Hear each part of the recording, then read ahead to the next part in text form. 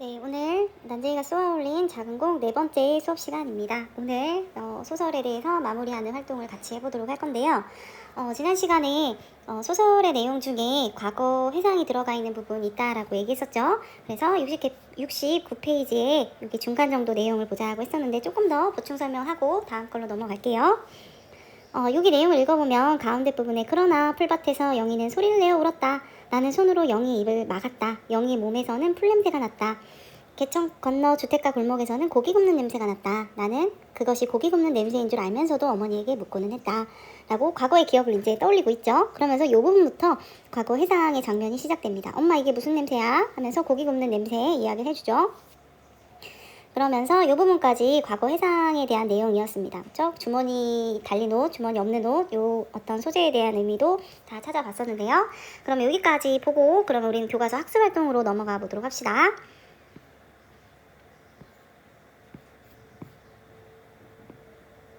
학습활동 1번 문제를 같이 한번 살펴보도록 할 건데 이 작품을 감상하고 작품에서 구분한 공간의 차이를 상징적으로 나타내는 표현과 그 의미를 정리해 보도록 하자. 공간에서 살펴보면 철거민 주거지에 해당하는 그 소재들이 지옥, 그 다음에 가운데에는 풀냄새를 써봐야 되겠죠. 풀냄새, 그 다음에 주머니 없는 옷 이렇게 쓰면 되겠습니다. 영희의 몸에서는 풀냄새가 났다 이런 설명이 있었고, 주머니 없는 옷은 주머니에 이제 넣어줄 것이 없다 보니까 그렇게 하는 거 아니냐 엄마에게 이제 따지는 부분이 있었죠. 그래서 철거민 주거지에 해당하는 그 표현들은 이렇게 나타났고, 의미는 소외되고 가난한 삶의 모습을 표현한 것이다.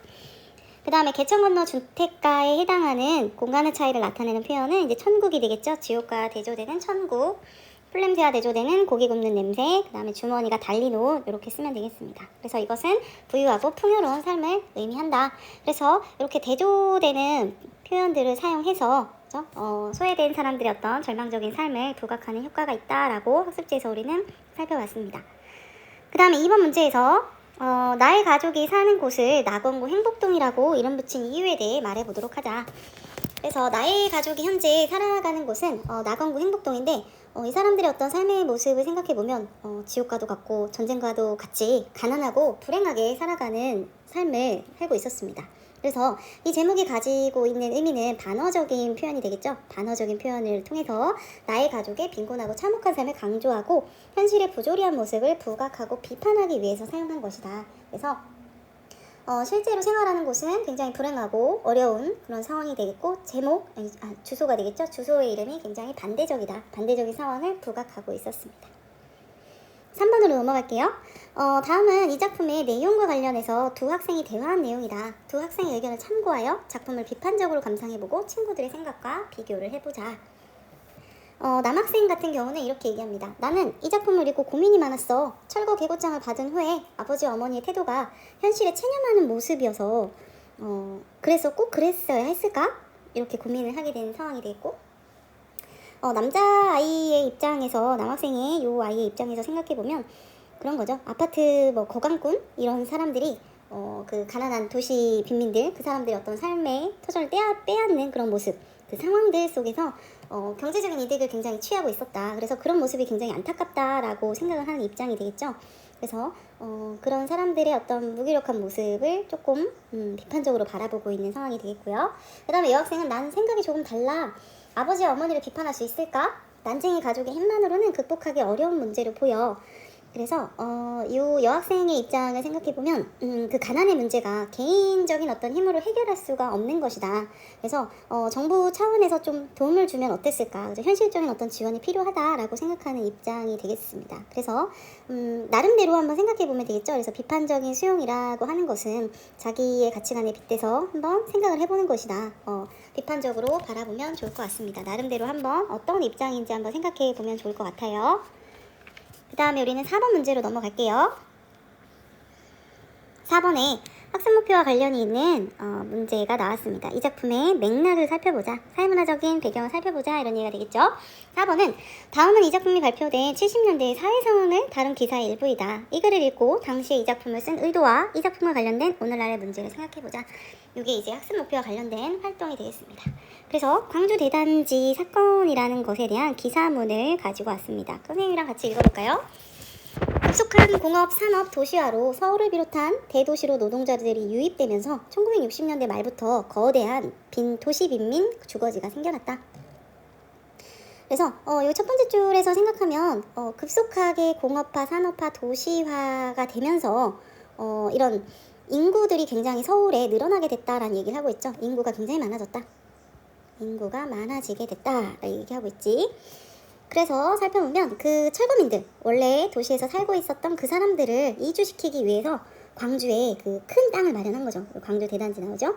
그래서 원래는 신도시에 보내려고 했으나 언덕이 많은 값싼 대지를 마련한 것이다. 그래서 철거민을 이주시키기 위해서, 철거민의 이주를 위해서 광주 대단지를 만들었다.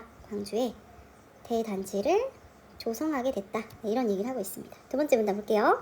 게다가 철거민이 이주할 당시 이곳은 상하수도 시설은 물론 공중 화장실마저 변변하게 마련돼 있지 않았다.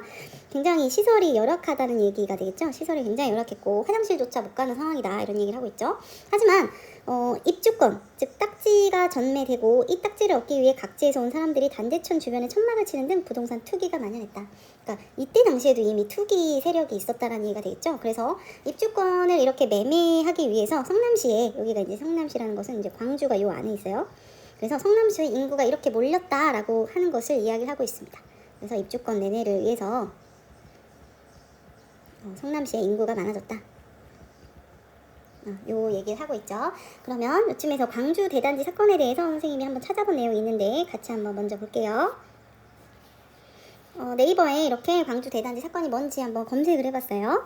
71년에 일어난 사건인데 여기 노란색 부분 볼게요. 8월 10일 광주 대단지 주민 5만여 명이 정부의 무계획적인 도시 정책과 졸속 행정에 반발하여 일으킨 사건이다. 그래서 정부의 어떤 계획 이렇게 쭉 나오죠.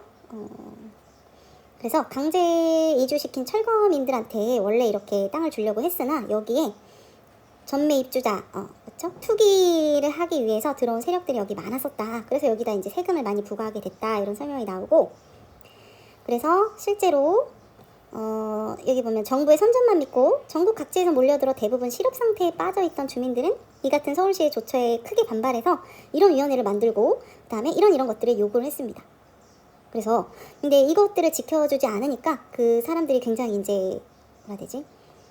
이거 봐봐요. 출장소와 관용차, 경찰차를 불태우고 파출소를 파괴하면서 이렇게 장악을 했다라고 나오죠. 굉장히 격렬한 경찰들과 격렬한 충동을 벌이면서 이렇게 나왔고, 그래서 여기 보면 해방 이후에 최초의 대규모 도시 빈민 투쟁이었다라고까지 얘기를 하고 있습니다. 그래서 이 사건이 굉장히 힘들었던 거죠. 여기 사람들만 봐도 이렇게 투쟁을 벌이는 것이었고 자신들의 어떤 그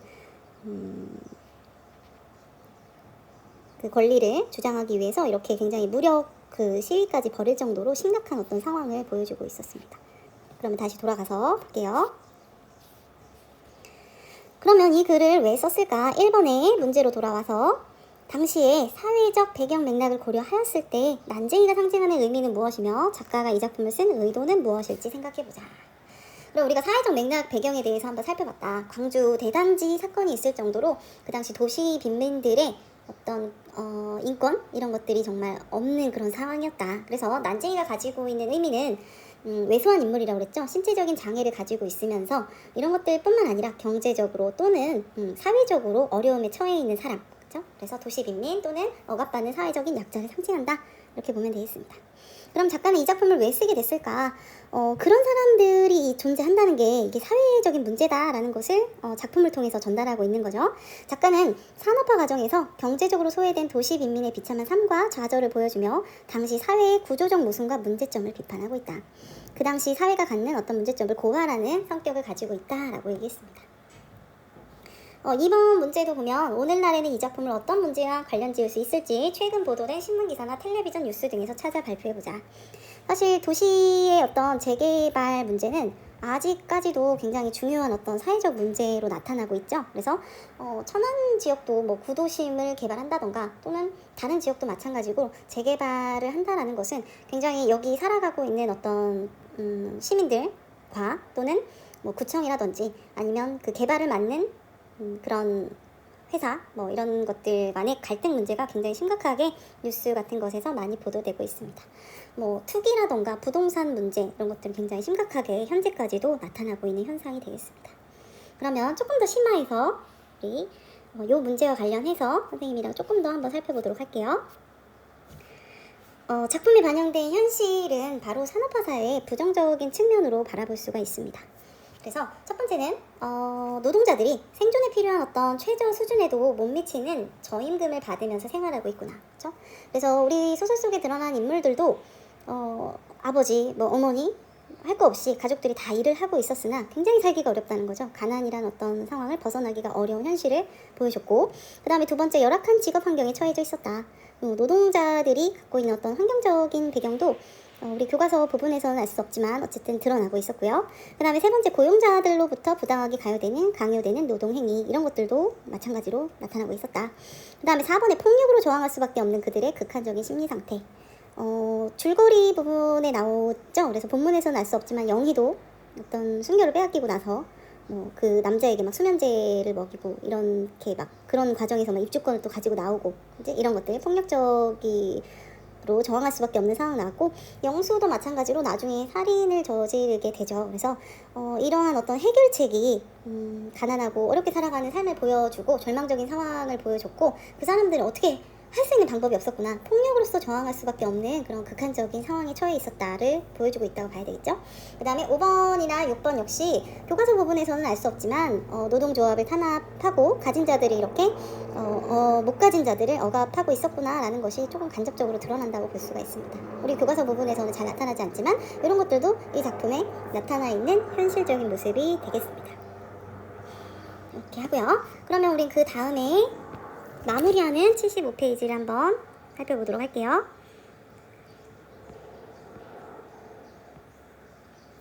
감상의 정리 선생님이랑 같이 보도록 하겠습니다. 난쟁이가 쏘아올린 작은 공은 난쟁이 일가를 통해 소외된 도시 빈민들의 애환과 삶을 그린 소설이다. 이 작품은 1970년대 가상의 공간인 낙원구 행복동이라는 서울의 재개발 지역을 배경으로 철거 위기에 놓인 도시 빈민들의 비참한 삶과 좌절을 섬세하게 표현했다. 그래서 사회적 문제인 빈부격차, 무분별한 재개발로 생겨나는 피해 등을 적나라하게 묘사했다. 그래서 사회 전반의 각성을 촉구하고 소외된 계층에게도 사람다운 삶이 가능하도록 해야 한다는 점을 강조하고 있다. 그런데 이 작품이 70년대 작품이기는 하지만 아직까지도 이러한 어떤 사회적인 문제는 해결이 되지 못했죠. 그렇죠? 그래서 굉장히 지금까지도 생각해 봐야 되는, 우리가 살아가면서 해결해야 할 어떤 문제점 중에 하나로 살펴볼 수가 있습니다. 그래서 현재 상태의 경우에는 어떤 복지라던가 어떤 사회적인 약자에 대한 어떤 그런 정책들이 만들어지고 있지만 아직까지도 이렇게 힘든 상황에 처해 있다라고 볼 수가 있겠죠. 그 다음에 지식참고 부분의 연작소설에 대해서 설명된 부분 같이 보도록 할게요. 지난 시간에 선생님이 얘기해줬다시피 12편의 작은 단편소설들이 묶여있는 것이 되겠다. 그래서 하나의 장편, 크게 하나의 장편을 만들어 나가고, 그리고 이 난소공이라고 하는 제목은 4번째 작품에 해당한다라고 했습니다. 그리고 연작소설의 개념도 이렇게 설명을 하고 있네요. 독립적인 완결구조를 갖춘 각각의 작품들이 어떤 내적인 연관성을 가지고 연쇄적으로 묶여있는 형식의 소설을 연작소설이라고 한다. 그래서 연작소설이 갖고 있는 것은 단편과 장편의 그 장점들을 다 가지고 있다는 얘기가 되겠죠. 인생의 한 단면을 제시한다. 압축된 구성으로 보여준다. 그리고 삶을 총체적으로 조망할 수 있는 장편소설의 장점까지 모두 갖고 있다는 얘기가 되겠죠. 다른 작품들도 이문그 우리 동네라던가 이청준의 남도사랑, 요거 원미동 사람들 우리 중학교 때 배웠을 수도 있겠지. 그래서 이런 작품들은 연작소설의 형태를 띠고 있다.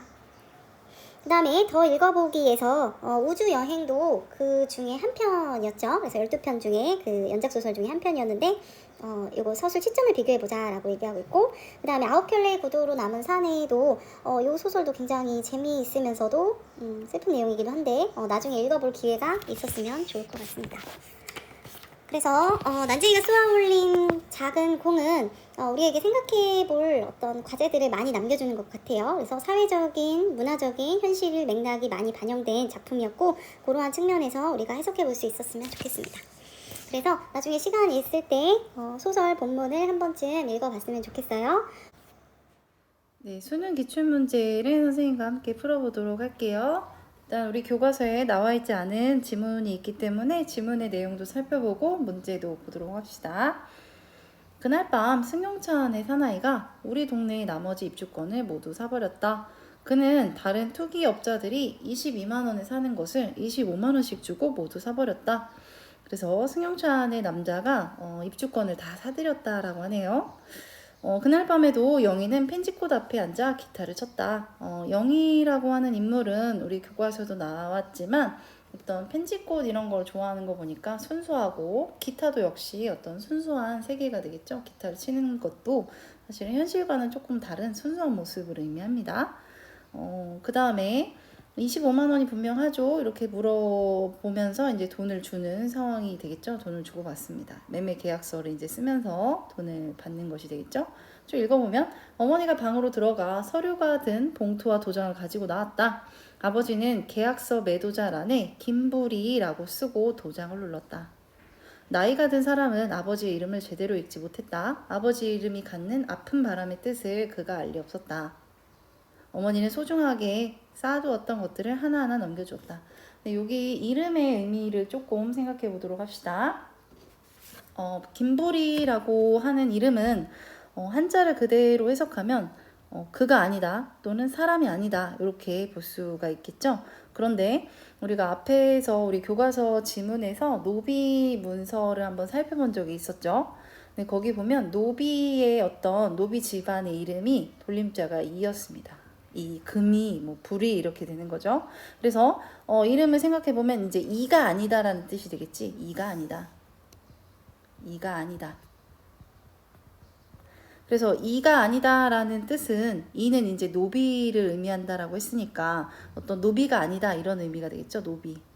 우리는 노비가 아니다 라는 의미를 나타낸다고 볼 수가 있겠다. 그래서 이름이 갖는 어떤 의미를 생각해 보면 이름 자체는 노비가 아니야. 노비 생활을 벗어나고 싶은 어떤 바람을 표현했지만 김부리 씨는 여전히 노예 생활을 하고 있는 거죠. 그래서 굉장히 슬픈 이름, 여기 아픈 바람의 뜻을 갖고 있다라고 얘기하고 있죠. 그래서 이름은 이렇게 살펴보면 되겠고요. A 부분이라고 되어 있는데 식칼 자국이 난 표찰. 표찰은 그 집 앞에 문에 붙어 있는 거 알루미늄 표찰을 이제 식칼로 뗐다고 했잖아요. 그리고 수저를 놓고 가슴을 3번 치게 한 철거 개고장. 어머니가 밥도 못 먹고 요 철거 개고장 받는 것 같고요. 집을 헐값에 버리기 위해 생전 처음 내본 인감증명 2통. 미리 서명해 두었던 명의 변경 신청서. 그 다음에 힘 하나 없는 식구들의 이름과 나이가 차례로 적혀있는 주민등록 등본 2통. 슬프네요. 보여줬지만 슬프다. 그 다음에 B 부분에서는 마당가 펜지꽃 앞에 앉아있던 영희가 고개를 숙였다. 사나이가 돈을 내밀었다. 어머니는 머리를 저으며 뒤로 물러앉았다. 아버지가 그것을 받았다. 꼭 3초 동안 들고 있다가 어머니에게 넘겨주었다. 어머니는 두 손으로 돈을 받아들었다. 그래서 상황을 이제 보여줬죠. 아파트 매매 계약서를 이제 썼다는 얘기가 되겠지. 그 다음에 쭉 넘어가 보면 그래서 명인회도 이제 떠난 것 같은 상황이 이제 등장하죠. 정이 뭔지 힘들다. 이렇게 정이란 게 이렇게 더러운 거야 하면서 이제 울었다는 얘기가 되겠죠. 우리의 눈에 고춧가루를 뿌렸다 이런 얘기가 되겠고, 아버지는 오른손을 반쯤 올렸다 내렸다. 왼손에는 책이 들려 있었다. 지섭의 책에 아버지의 손때가 까맣게 묻었다라는 것은 많이 봤다라는 얘기가 되겠지. 그 다음에 우리 교과서에서도 선생님이 앞에서 학습지에서 얘기했지만 책의 이름은 1만 년 후의 세계였습니다. 1만 년 후의 세계 제목이었고, 그 다음에 지섭이라고 하는 인물한테 이제 책을 빌렸던 것이 되겠죠. 그래서 아버지가 이 책을 굉장히 많이 읽었다는 것을 알 수가 있고, 지섭이라고 하는 인물은 자세히는 안 나왔지만 그 개천 골목길 그 건너가에 사는 그 주택에 사는 그 가정교사였습니다. 가정교사. 그래서 읽어보면 아버지와 지섭은 우리에게 대기권 밖을 날아다니는 사람들로 보였다. 두 사람은 하루에도 몇 번씩 달을 왕복했다. 그래서 이 사람 우리 그 난쟁이 가족들의 어떤 시선으로 보면 아버지와 지섭은 딴 세계에 살고 있는 사람들처럼 보인다라는 얘기가 되겠죠. 이해하기 힘든 어떤 사람들. 왜냐면 우리는 지금 집에서 당장 내쫓겨나가는 그 삶의 터전을 잃어버리는 상황인데 지금 막 달을 얘기하고 굉장히 다른 모습을 보여주고 있는 것이 되겠죠. 그 다음에 쭉 읽어보면 아버지가 이제 살기 힘들다라고 얘기하고 있고, 그 다음에 나는 달에 가서 천문대회를 볼 거야 이런 얘기 한다고 그랬지. 그래서 굉장히 막 뜬금없는 소리를 얘기합니다. 이게 가능할 것 같아요? 이제 막 물어보는 상황이 되겠고, 누가 뭐 아버지를 달에 모시고 가겠대요. 뭐 이상한 얘기 하는 거 아닙니까? 막 자꾸 물어보는 거죠. 그래서 지섭이 그렇게 얘기했고 우리는 뭐 달에 가서 뭐 우주 계획 전문가들하고 얘기할 거고 뭐 이런 얘기를 합니다. 그러니까 이제 자식이 되겠죠? 이렇게 얘기하는 그는 미쳤어요. 그 사람은 어울리지 말아요. 막 이렇게 얘기합니다. 그 다음에 뭐 돌려주라고 얘기하고 있고 이렇게 얘기하게 되죠. 뭐 세공을 쏘아 올려서 보여줄 거야. 뭐 이렇게 내가 달에 가서 일하는 어떤 상황을 진짜 실제로 이렇게 할 거야. 라고 그런 얘기를 하고 있습니다. 그 다음에 쭉 넘어가서 어디로 보냐면 다음 걸 넘어가 보도록 합시다. 다음 페이지에 집이 흘렀다 이렇게 돼 있고 우리도 영희만 집을 나가지 않았다면 전날 떠났을 것이다. 근데 이제 집을 비워야 되는 상황인 건데 영희가 이제 집을 나가버리는 거죠. 조금 이따 문제에서 살펴볼게요. 그래서 행복동 생활의 마지막 며칠은 우리에게 악몽과 같았다. 악몽. 영희를 찾았지만 영희는 없었다 라고 돼 있죠. 갖고 나간 것은 줄 끊어진 기타와 펜지꽃 2송이 뿐이었다. 그래서 이런 것들은 영희의 어떤 순수한 그런 마음 이런 것들이 상징한다라고 이야기를 했었습니다. 그리고 나는 좀 큰 돌멩이를 집어 던졌다. 이번에도 소리를 들을 수 없었다. 잔물결이 수초 사이로 밀려왔다. 이렇게 얘기를 하고 있습니다. 문제로 바로 와서 이 글의 창작 과정을 알아보기 위해 독자의 입장에서 제기할 수 있는 질문으로 적절하지 않은 것을 골라보자 라고 되어 있습니다.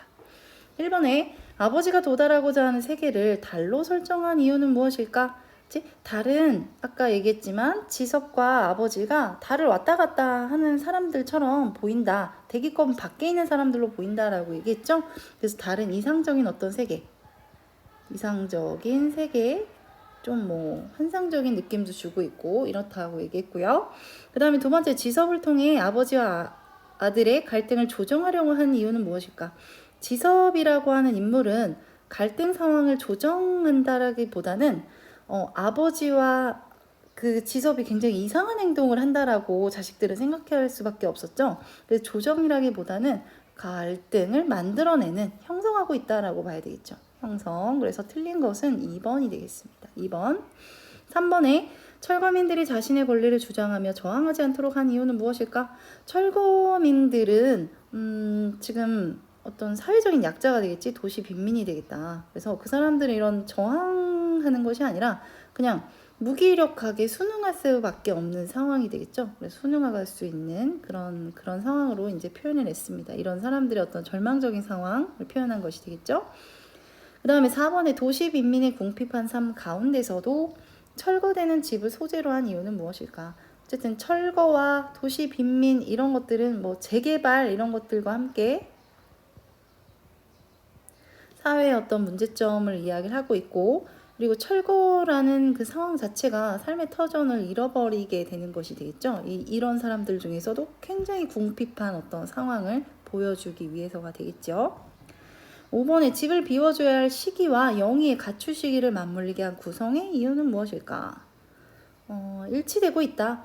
집을 비워줘야 할 시기, 그 다음에 영희의 가출 시기가 똑같이 일어나고 있다라는 얘기가 되겠지. 그래서 영희가 나중에 입주권을 되찾아오는 그런 상황도 얘기했었죠. 줄거리 부분에 보면 그 입주권을 가져간 그 남자한테 뭐 수면제를 먹이고 뭐 순결을 잃어가면서까지 다시 입주권을 찾아오는 상황을 보여줍니다. 그래서 틀린 설명은 2번이 되겠죠. 2번. 그 다음에 2번에 기억 미음에 대한 설명으로 적절하지 않은 것은 기억에 이질적인 장면을 삽입하여 비극적 상황을 역설적으로 드러낸다. 볼게요. 기억에 그날 밤에도 영희는 펜지꽃 앞에 앉아 기타를 쳤다. 그렇죠? 네, 이것은 이질적인 장면. 그러니까 지금 상황은 지금 집을 잃고 나가야 되는 그런 터전을 잃어버린 상황인데 굉장히 영희는 순수하게 자기 어떤 그 꿈을 이렇게 생각하는 그런 순수한 상황이 되겠죠. 그래서 이것도 맞는 설명이 되겠죠. 이거는 맞다. 니은의 서술 시점을 바꿔 대상을 바라보는 태도의 변화를 준다. 니은이 다음날 아침 명희 어머니는 사람들을 시켜서 집을 헐었다. 그 다음에 어떻게 됐다라는 얘기를 하고 있지, 시점이 바뀌었다는 것도 틀렸고 뭐 태도 변화도 아니고 이거는 시간의 흐름을 보여주는 거다. 그 다음엔 어떻게 됐어요? 라고 보여주는 거다. 시간. 그 다음에 3번에 책을 매개로 하고 과거를 회상하게 되는 계기를 제공한다. 디귿을 살펴보도록 합시다. 디귿. 그래서 아버지 얘기를 하는 거죠. 아버지 왼손에는 책이 들려 있었다 하면서 이제 과거, 옛날에 아빠가 그렇게 했다라는 것을 보여주고 있습니다. 과거를 회상하고 있다는 설명 맞네요. 리을의 장면을 전환하여 회상에서 현실로 돌아왔음을 보여준다. 리을 보세요. 없지 나오는데 여기 앞에서는 이제 달나라 이야기를 보여줬죠. 달나라에 대해서 아빠가 나 거기 가서 일할 거야 뭐 이런 얘기를 하면서 여기까지는 다른 얘기를 하고 있었고, 그 다음에 여기서부터는 또 상황이 다르게 전개되죠. 없지 하면서 뭐가 없냐, 찾지도 못했던 어디가 있었냐 뭐 이렇게 하면서 다른 내용이 늘어나기 때문에 이것은 리을도 맞는 설명이 되겠죠. 전환해서 회상했다가 과거로 돌아왔다가 현실로 돌아오는 상황을 보여준다. 그래서 이 소설에서는 과거와 현재가 교차되고 왔다 갔다 하는 것이 거의 구분을 하기가 조금 어려울 정도로 그냥 뒤섞여 있다라는 얘기를 했었죠. 그 다음에 미음에 생각이 흘러가는 동안 행동도 함께 이루어짐을 보여준다. 그래서 미음은 이 큰 돌멩이를 던졌다라고 하면서 이제 생각하면서 행동도 함께 이루어진다. 이것도 맞는 설명이 되겠습니다. 그래서 틀린 것은 2번이 되겠죠. 3번에 A에 대한 설명으로 적절하지 않은 것은 A 부분 살펴볼게요. 요거 이제 아까 선생님 표시해줬던 거 요거 하나하나 이제 이렇게 넘겨주는 그런 상황들이 되겠죠. 표찰, 철거 개고장, 인감 증명, 명의 변경, 주민등록 등본 요거 살펴보도록 할게요. 그러면 보자. 집을 파는 사건 그 자체에 주목한다. 그렇지? 집을 팔 때 필요한 어떤 서류가 되겠죠. 맞고 그 다음에 가족들이 무력한 존재로 살아왔음을 드러낸다. 마지막 부분에 보면은 그런 얘기가 있었죠. 힘 하나 없는 식구들의 이름과 뭐 나이가 차례대로 적혀있는 주민등록 등본 두통 얘기했기 때문에 이것도 맞는 설명. 3번에 집을 파는 일이 현실적으로 불가피함, 어쩔 수 없었구나 보여주고 있었고, 떠돌이 삶을 살아가는 가족의 숙명? 떠돌이 삶은 아니지. 떠돌아다니는 상황이 아니라 지금 어떤 여태까지 살던 어떤 집에서 살 수가 없는 상황이구나. 네, 그런 것들을 보여주기 때문에 4번이 틀린 설명이 되겠습니다. 5번에 가족의 기억을 담고 있는 집이 표찰과 서류로 대체되고 있구나. 즉 가족들의 어떤 이름, 나이, 그리고 여태까지 어떤 살았던 그런 상황들이 이러한 서류로밖에 대체될 수 없구나 라고 하는 것을 보여주고 있는 것이 되겠죠. 4번입니다. 그 다음에 4번 문제도 살펴보도록 합시다. 위글을 해석할 때 가장 적절한 것은 보기 부분에서 이상세계를 꿈꾸는 것이 이상과 현실의 거리가 너무도 멀다는 자각에서 나오는 것이라면 그것은 현실 비판의 표시이다. 따라서 현실에 대한 대항 이미지로서의 이상세계를 구체적으로 실현하려고 할 때 그 이미지는 현실을 부정하는 힘이 되거나 현실을 극복해 나가는 힘이 된다. 그래서 이상세계에 대한 언급 자체가 이거는 현실에서 있을 수 없는 일이기 때문에 현실을 비판한다, 현실을 부정해 나가는 의미가 있다라는 설명이 되겠죠. 그래서 1번 보기에 다른 현실의 모습을 개혁해 나갈 수 있다는 의지를 표현한다. 이거 관련이 없죠. 현실 모습 개혁도 아니고. 2번에 아버지가 현실을 부정적으로 인식하고 있음을 드러낸다. 이것도 선생님이 설명해 줬던 것 같은데 달이라는 것은 굉장히 이상적인 거다. 하지만 현실 상황에서는 지금 굉장히 불행하고 이런 낭만적인 어떤 꿈을 꿀 수가 없는 상황인데 이러한 어떤 세계를 표현한다라는 것은 이제 현실을 부정적으로 바라보고 있구나. 지금 도저히 어떻게 할 수가 없는 상황에서 이렇게 달이라는 것을 꿈꾸게 되는 상황을 보여준다라고 볼 수가 있겠죠. 그래서 2번이 맞는 설명이고요. 3번에 달에서의 생활을 구체적으로 서술하여 현실개혁의 방법 전혀 관련이 없네요. 행복동이라는 것은 4번에 아버지가 생각하는 이상세계가 현실에서도 가능한 것임을 암시합니다. 행복동은 반어적인 의미가 있다라고 그랬죠. 이것도 아니고 어떤 불행한 어떤 상황에서 반어적인 지명을 쓰고 있다라는 얘기가 되겠지. 아니고 5번에 행복동은 현실 비판적 의식으로 현실의 모순을 극복해 나갈 수 있음을 보여준다. 이것도 아닌 것이 되겠죠. 이거는 현실을 극복해 나가는 것이 아니라 어떤 반어적인 표현으로서 불합리한 어떤 현실을 비판하고 있다는 것을 보여주는 것이었다. 정답은 2번입니다. 5번에 B를 보기와 같은 시나리오로 각색했을 때 고려했을 내용과 효과로 적절하지 않은 것은 이 작품이 영화의 요소를 많이 갖추고 있다라고 사람들이 평가를 하는데 문제에서 보니까 시나리오로 각색을 해봤어요. 네, B 부분은 어떤 장면이었냐면 B 보자. 돈을 받는 상황이 되겠죠. 아버지가 어머니는 이제 물러났고 아버지가 받았고 다시 어머니한테 이제 아버지가 돈을 줬다. 요 상황이 되겠습니다. 문제로 와보면 보기에서 김불이 집 마당에 있었던 거다 이렇게 나오고 영희가 뛰쳐나갔고요. 그 다음에 어머니가 돈을 헤아리는 것을 바라본다. 헤아리는 모습 위에 남편과 아이들이 도랑에서 돌을 치고 와서 그것으로 계단을 만들어 벽에 시멘트를 치는 모습. 이게 이제 오버랩 됐다 이런 거지. 오버랩은 겹쳐지면서 바뀌는 상황. 그래서 이것은 과거에 어떤 행복했던 기억이 되겠죠. 과거에 이 집 이렇게 만들었어 이런 상황을 보여줬고 여기 있습니다 하는 소리에 다시 오버랩 됐죠. 여기 있습니다는 이제 사나이가 하는 말이 되겠죠. 돈을 이제 준다. 여기 있습니다 이렇게 했고 아버지가 돈을 받았고 그 다음에 거기에 지섭의 목소리가 덧붙여져서 이게 뭡니까? 뭐가 잘못된 게 분명하죠? 불공평하지 않으세요? 이런 말 자체가 이제 들어간다라는 얘기가 되겠지. 그럼 이것을 한번 생각해 보면 돈을 받으면서 지금 요 말을 지섭의 목소리로 이제 들려준다라는 얘기가 되겠지. 그러면 열심히 이 사람들이 일을 했습니다. 난징이 가족들은 일을 쉰 게 아니라 나름대로 열심히 가난을 벗어나기 위해서 일을 했었다. 하지만 현실 상황에서는 가난을 벗어날 수밖에 없었다는 것이 되겠죠. 그러면서 지섭이 이제 얘기하는 말은 이거 잘못된 거 아니에요? 이렇게 우리가 열심히 일해도 돈을 벌 수가 없고 가난한 삶을 살게 되는 것은 이건 잘못된 거 아닌가요? 그러면서 얘기합니다. 불공평하지 않으세요? 라고 얘기를 합니다. 이것은 어떤 의미가 있냐? 이것은 개인의 문제가 아니야. 우리가 해결할 수 있는 문제가 아니라 이건 사회의 구조가 문제가 있어. 사회 구조 자체가 불공평해, 불평등해 라고 이제 지섭이 외치고 있는 것이 되겠죠. 그러면 문제로 돌아와서 효과를 적절하게 한번 생각을 해보도록 하자. 1번에 영희가 집 밖으로 뛰어가는 모습을 통해 집이 팔리는 상황에서 영희가 느끼는 감정을 더욱 강조한다. 집 밖으로 나간 것은 힘든 거지 이 상황을 너무 절망적이야. 그래서 힘들어서 나가 버린 것이 되겠고 2번은 집을 파는 상황에서 어머니의 심경을 분명하게 드러내기 위해 집을 짓던 때에 행복했던 모습을 끼워 넣었다. 아까 우리 살펴봤잖아요. 너무 행복했던 집인데 우리가 나갈 수밖에 없는 거구나. 그걸 보여줬다는 얘기가 되겠고 그 다음에 3번에 처음 이곳에 정착했을 당시에 행복했던 모습은 단지 지나간 과거의 한순간일 뿐이라는 점을 강조하기 위해 사나이의 목소리로 회상 장면에서 돌아오겠다.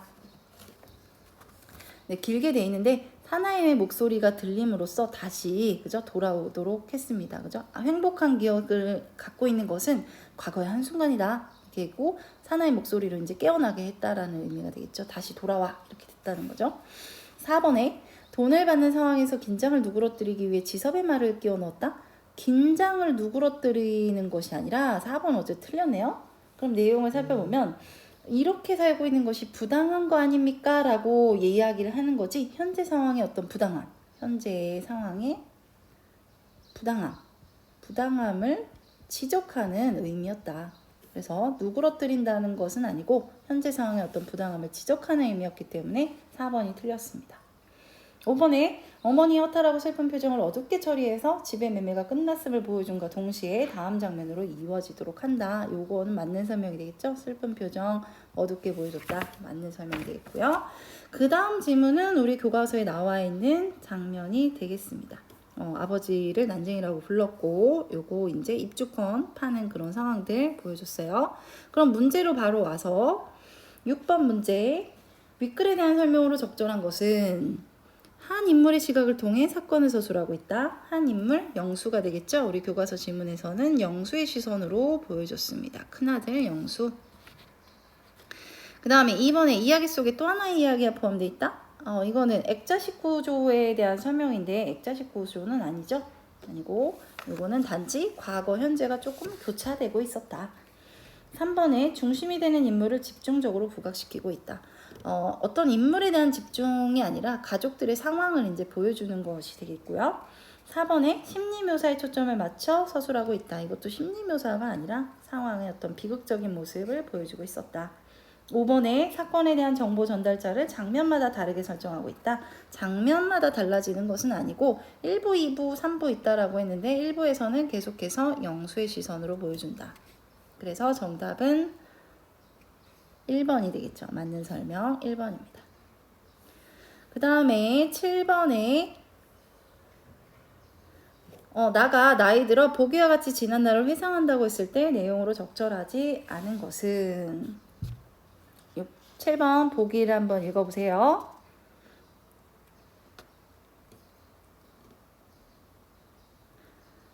그래서 철거 계고장을 받아들일 때의 어떤 상황을 보여주고 있습니다. A. 어머니는 충격받아서 밥을 못 드셨어요. 맞고요. 그 다음에 B에 집에 돌아왔을 때 어머니는 앞날을 걱정하며 집을 떠날 생각하고 가셨어. 그치? 순응하는 모습 어쩔 수 없이 받아들이는 장면. 그 다음에 C에서 영호는 떠날 수 없다며 흥분했어. 영호는 좀 불만을 많이 표시하는 인물이었죠. 이거 맞고. 그 다음에 D 부분에서 나도 참을 수 없어서 떠날 수밖에 없다고 아버지에게 말씀드렸다. 요거는 영수의 입장인데 이건 틀렸네요. 그렇죠? 왜 그러냐면 끝나는 부분을 살펴보면 자, 어디 아세요? 영호 같은 경우에는 저항을 많이 한다고 그랬지? 불만. 저항을 많이 합니다. 근데 내가 말했다? 그만둬. 어쩔 수 없어. 이렇게 하고 있는 것이 되겠죠? 그러면 D의 설명이 틀렸다. 참을 수 없는 것이 아니라 이거는 뭐야? 떠날 수 없다고 아버지에게 말씀드린 것이 아니라 그냥 순응하는 모습을 보여줬기 때문에 4번 틀렸고요. 5번 어쩔 수 없는 현실임을 아버지는 알고 계셨다. 맞는 것이 되겠죠? 8번에 윗글을 영화로 촬영하기 위해 구상한 내용으로 적절하지 않은 것은 볼게요. 소품으로는 영혼의 가족의 생활을 드러내기에 적합한 가구 의상을 준비한다. 그치? 가난한 모습 보여주면 되겠죠?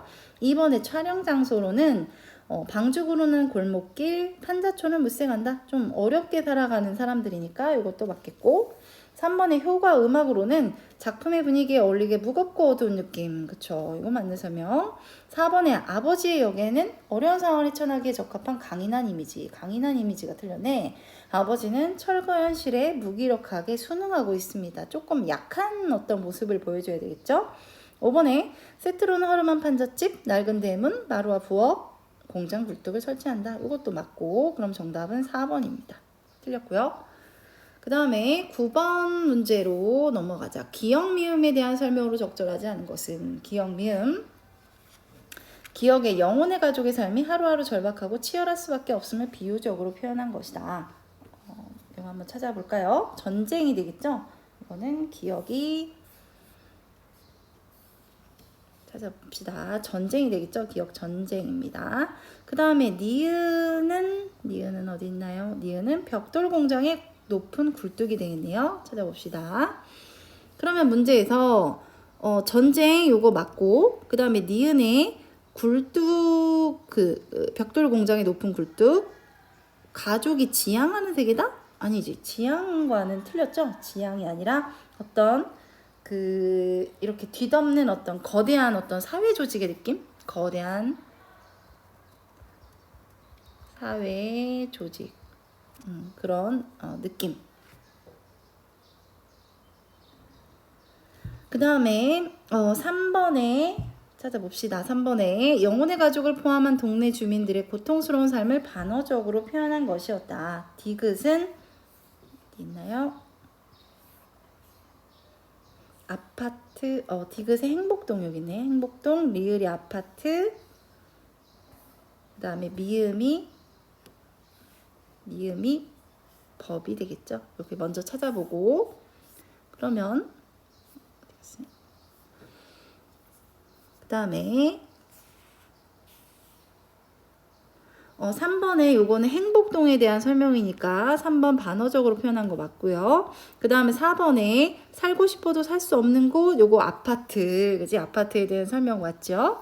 그 다음에 미음에 영혼의 집을 철거할 수 있는 근거가 된다는 점에서 절망을 안겨주는 소재이다. 이것은 이제 법이 되겠지? 그래서 법적인 어떤, 그들에겐 법이 있다. 그래서 굉장히 가족들에게 있어서는 절망을 안겨주는 요소, 맞는 설명이 되겠습니다. 그 다음에 10번 문제. A의 관점에서 윗글을 감상한 것은 A가 이게 요 문제집에서 이제 빠져 있는데 선생님이 요 그림으로 그려놨죠? 그래서 보기를 살펴보면 문학을 감상하는 방법에 대해서 설명하고 있는 것이었다. 그래서 요소들을 살펴보면 작가, 작품, 독자, 현실의 요소가 있는데 작가의 초점을 맞춰서 감상하는 방법을 표현론이라고 합니다. 표현론. 그 다음에 작품에 초점을 맞춰야 돼요. 이렇게 생각하는 입장은 구조록 또는 절대주의적 입장 이렇게 생각을 하죠. 그 다음에 독자 측면에서의 어떤 방법을 생각하면 효용론이 되겠습니다. 그리고 현실 그런 작가나 작품이나 독자를 둘러싸고 있는 현실 어떤 사회적인 배경 그런 것들을 생각하는 입장을 반영론이라고 한다. 그래서 작품의 내적인 것에만 치중하면 이렇게 내재적인 감상이라고 하고 그 다음에 외재적 감상은 작품 외에 작가나 독자나 현실을 잘 살펴봐야 돼 이렇게 얘기하는 것을 외재적 감상이라고 합니다. 나머지 세 개에 대한 입장은 외재적 감상이라고 하는구나 이렇게 보면 되겠고 그러면 A라는 것은 현실 그 다음에 반영론적인 입장에서 감상하고 있는 것을 찾아보면 되겠죠. 1번에 이것은 작가의 세계관을 얘기하고 있으니까 A가 아닌 거죠. 이건 표현론에 대한 설명이 되겠지. 표현론. 그 다음에 이 작품의 특징으로는 다양한 상징적 소재를 동원했다는 점과 간결한 문장을 구사했다는 점을 들 수 있어. 작품의 내적인 면에만 집중을 했기 때문에 구조론적인 설명이 되겠죠. 구조론. 그 다음에 이 작품은 영혼의 가족을 둘러싼 소외계층의 삶을 다뤘다는 점에서 우리 사회의 문제점에 대해 생각하게 한다. 누구한테? 독자에게 생각해 보게끔 한다. 그러니까 이건 효용론이 되겠죠? 효용론. 그 다음에 이 작품은 같은 제목의 연작 12편 중 4번째에 해당하는 소설로 새로운 기법과 서정적인 아름다움까지 잘 보여준다 라고 얘기하고 있습니다. 이것도 작품의 어떤 내적인 면에 집중하니까 구조론이 되겠죠. 구조론적인 측면. 이 작품은 산업화 도시화가 급격히 진행되던 시대를 배경으로 하여 당시 우리 사회가 지닌 구조적 모순을 반영한 것이다. 이것은 이제 현실 반영론이 되겠죠. 반영론이 되겠습니다. 반영론의 입장에서 감상한 것을 찾으면 정답은 5번이 되겠습니다. 그래서 여기까지 문제풀이 하도록 할게요.